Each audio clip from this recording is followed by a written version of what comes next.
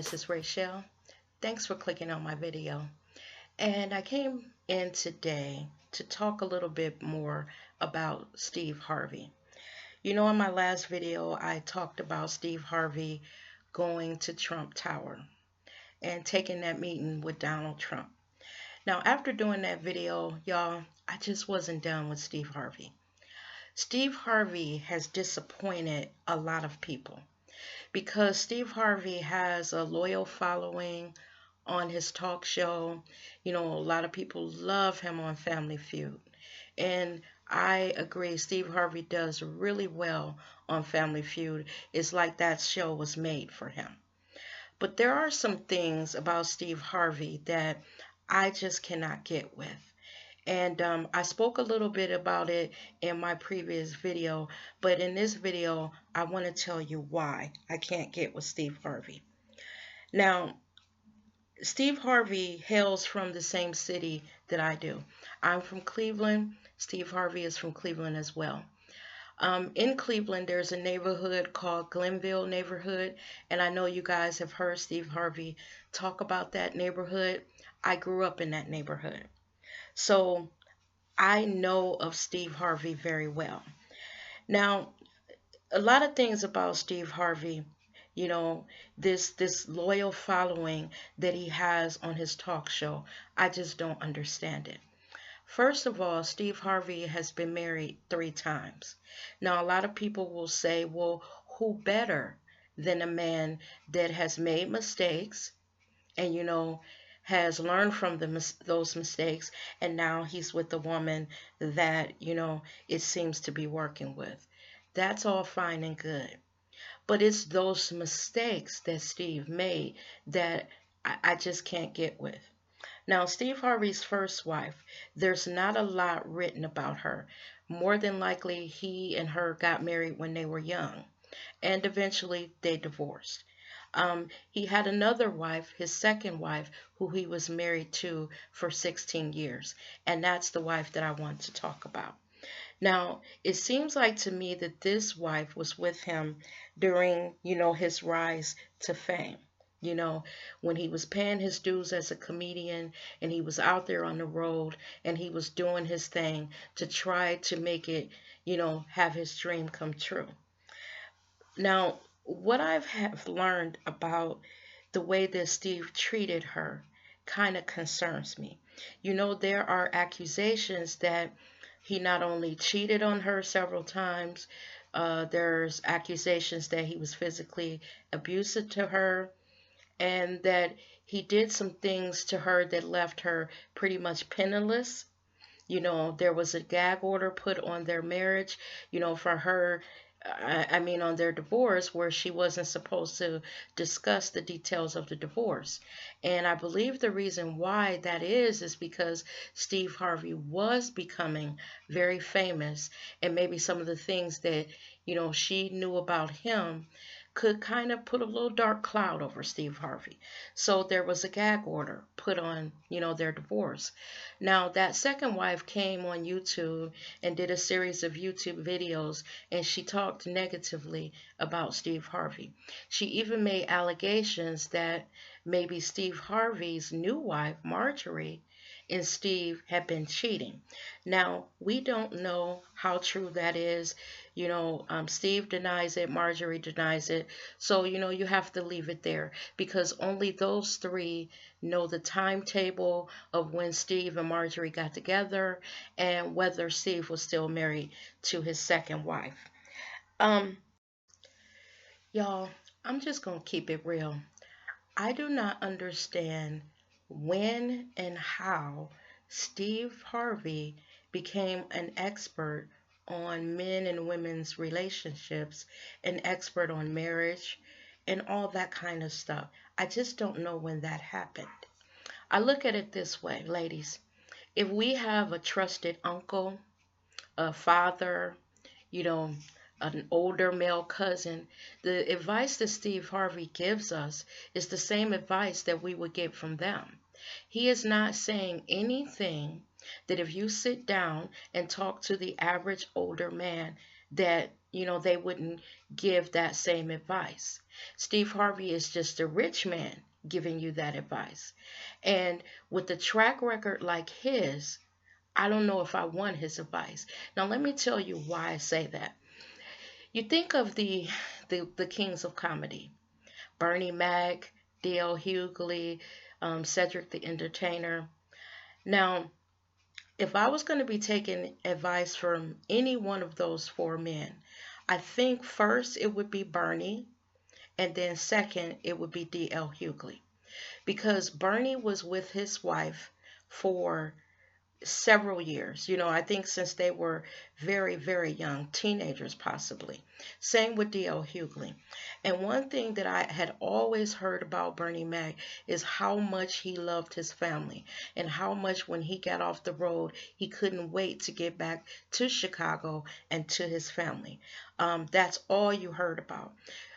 D.L. Hughley talks about, his family and how he wasn't a great guy all the time, but his wife stuck with him through the bad times. And it seems like that D.L. Hughley readily admits that he made mistakes and that, he is thankful that his wife stuck with him through those mistakes.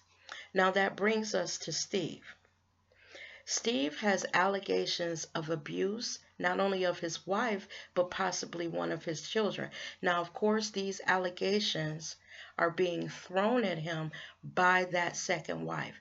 Again, we are not privy to what went on in their marriage, but those accusations are out there. Now, what I noticed that we do as fans of Steve Harvey, because I am a fan. I think he's funny, though not as funny as the other guys in Kings of Comedy, but I do think he's funny. But what we tend to do when we are fans is we tend to believe the celebrity and not, the person, who's their spouse who wasn't in the public eye. Say that, that second wife, only 50% of what she says is true. What 50% is it? Is it the 50% that he cheated on her with Marjorie? Is it the 50% that, he abused one of their children?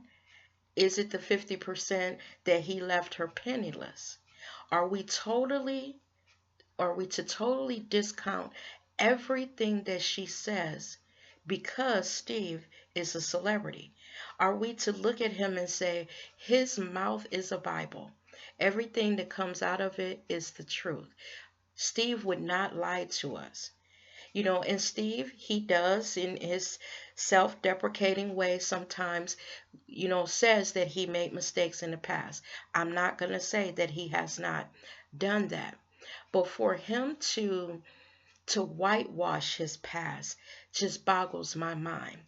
There are even some allegations, and people who know his wife Marjorie, come from the city that she comes from, may be able to confirm these. But there are some allegations that she was like the girlfriend and wife of two big-time drug dealers from the city that she came from. Now, she is a beautiful, stylish woman, and she really looks good on Steve's arm, and they look good together. This life that Steve is living now is the fruit of all the work that he put out there, on the road. So I'm not denying, him this life that he worked hard to get. But let's not forget that Steve has a past, y'all. Let's not totally, just disavow what that second wife has said about him, now that Steve is a rich celebrity. We all got in our feelings when he went up to Trump Tower, and a lot of us were very disappointed in him. D.L. Hughley is his friend, and he couldn't seem to understand what in Steve would make him do this. Now, I talked about that there's a bit of ego caught up in that. And, just the fact that the Trump organization contacted him and asked that he come and take a meeting with Trump, maybe that fed into Steve's ego. Now, I listened to Steve on his radio broadcast talking about how he felt, with the backlash that he got from, meeting with Trump. And even in his explanation, I felt some kind of way. He talked about how it wasn't actually Donald Trump that contacted him. It was the transition team. He says that he doesn't even know if Donald Trump initially knew that they had contacted him. He goes on to say that, he didn't even believe that this meeting was going to happen, and he received an email that told him the time and the place. Okay. He says he got there, they discussed golf, friends that they knew in common, and then they got down to business. He goes on to say that when he expressed to Donald Trump after Donald Trump asked him what exactly did he want, and he told him that he would like to work with Ben Carson on the housing across the country in some of these big cities, that Donald Trump picked up the phone and he called Ben Carson, and Steve Harvey and Ben Carson spoke a few moments there in Donald Trump's office on speaker, and Steve Harvey, was very impressed that Donald Trump had done that. But again, y'all, that goes back to this thing that I speak of, Donald Trump playing them. Donald Trump knows that he needs to bridge this gap that he has between himself and the African American community. So, like D.L. Hughley says, like T.I. says, he went to get a football player, he got a comedian, he got a rapper, he went to get one of our singers, Jennifer Holliday, and a host of other people that we may not even know about. And they're from all walks of life.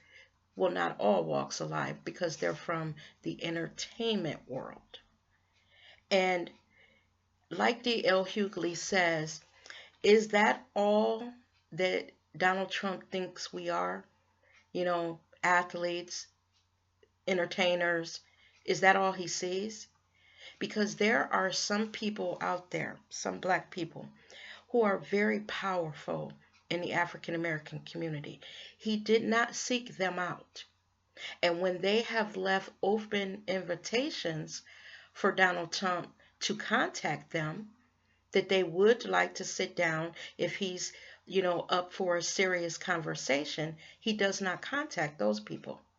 There have been several that have said, I don't mind talking to him, but I'm not playing games with him. We're going to talk about, substantive issues that concern the black community. I don't want all of this fluff stuff. Donald Trump does not contact those people. He goes to get people from the entertainment world, because in his mind, we're a bunch of athletes and singers, and pretty much that's, all that comes out of our race. Donald Trump did not take Steve Harvey seriously. And I think what Steve Harvey is doing now is it's a term that we have coined here on YouTube. He's doing a lot of backpedaling and pussy popping. Steve Harvey thought that his shit didn't stink, and he never dreamed that he would get this backlash that he's getting. So now, after he's seen how this has swept across social media, he is trying to shore up his place in the African American community. It was us that he rolled to the fame that he has today. It was us buying tickets to his shows. It was us supporting the Kings of Comedy. It was us going to, his stand-up comedy shows. Black people. These white people did not come on board until he started making, becoming well known nationally. And even coming down hard on Steve like this, like I am now, I'm torn, because like I said, I am a fan. But when these celebrities do things that we find distasteful, instead of giving them a pass, we need to call them on the carpet like we're doing. And I applaud Black Twitter, Black Facebook, Black Instagram. I applaud all of Black social media for doing this. Even I've even sat here today and watched video after video of my fellow YouTubers that are displeased with Steve right now. Now, does that mean that we have totally kicked Steve Harvey to the curb? Probably not. As I said in my past video, we are very forgiving. We just want you to know, Steve, that your shit do stink, and what you did going up to Trump Tower, like I said in my last video, you need your ass whooped. Now, you're going to have to give us a little time to digest what you did. You're going to have to be on punishment for a little while, my brother. And once we get out of our feelings, we will more than likely welcome you back in the fold. But until then, keep your ass up out of Trump Tower. Don't fuck with Ben Carson's sleepy, dopey ass. Because if that motherfucker don't look like he just got finished smoking the biggest blunt and he just chilling with his confused, crazy ass, then I don't know who does. And the thought that he's going to be heading up HUD, y'all, curls my toes. I feel sorry for anyone who, is in HUD housing, and the havoc that this fool who has no experience, in housing at all could wreak on that program. I have elderly family members who live in HUD senior high rises, and they're already going through things to keep their apartments, all of these inspections that those buildings go through, all of the things that the tenants have to do to qualify to live in those types of housing, is a lot without someone who doesn't know what they're doing heading up the program. So Steve, sit your punk ass down, stick to Family Feud and your talk show, and like I said, stay your ass up out of Trump Tower, because it looks like that we may not have voted in mass as Black people, but now that the shit has hit the fan, we are awake. We are awake now. And, we're looking around and we're saying, you know what? We made a mistake by not getting out and vote. Well, some of us, because I voted my ass off. And now that this stupid ass Donald Trump is in, we may need to pay attention a little bit now. And with that, y'all, I am going to get out of here. Hopefully I'm not going to be back, but I was in my feelings still about Steve Harvey, and I had to get some more shit off my chest. Thank y'all for watching my video. I will see you in the next one, and you guys have a great day. Bye-bye now.